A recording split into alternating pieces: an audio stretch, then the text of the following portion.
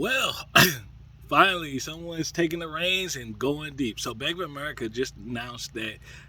Well, they have a few announcements, but the first big one is that they're essentially raising their employees that make under $100,000 base pay by 7% will be eligible for it. But it is a time constraint there. So if you were hired in 2021, they said that person would be eligible for about a 3% raise. But still, that's really good considering all the talk we've been talking about inflation and how that's really not something that people are taking into account into today's environment.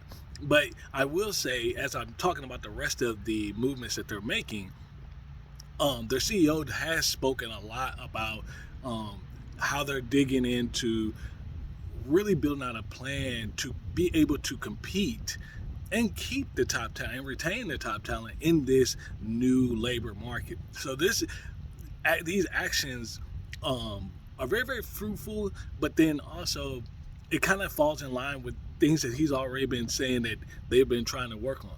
So you have the bump raised for, again, people making under $100,000, which that's where they're trying to make a concerted effort. The other thing is, 97% of their employees are going to receive stock from anywhere from 60 to 600 units of stock valued at $2,400 up to $27,000, with the caveat that anybody making $500,000 for the company or more would not be eligible for this incentive.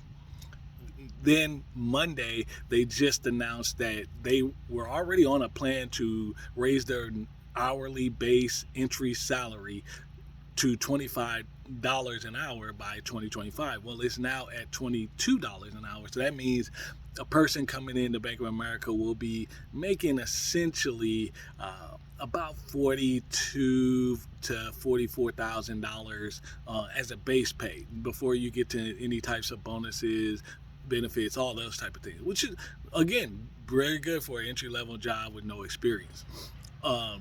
The next thing, so they actually have a new incentive program to help people buy or lease a electric vehicle. So $4,000 will go if you are buying an electric vehicle, or $2,000 benefit if it's a leased vehicle. Still, that's a creative benefit that not offered many places. And then there was other mentions of, like, their managing director salaries have been bumped for, in that investment specific market, have been bumped by $100,000 for managing